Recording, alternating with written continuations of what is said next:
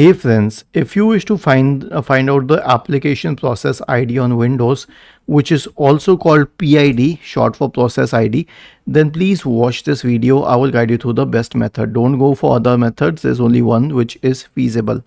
So search for Task Manager in the Windows search bar and open Task Manager. You see processes here, a lot of them, but it will not show the PID. So here's an easy thing that you can do. Right click on these options at the top, not here, you won't find this option here, on status or CPU or any of these options on the top. Okay, right click here and select PID. It will generate another column which will show the PID process for each and every option. Okay, but the PID exists for services because they are the ones which count as applications.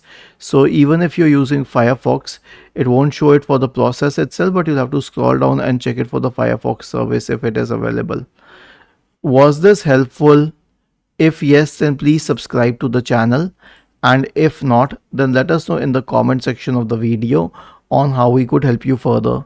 Thank you for watching this video and have a nice day.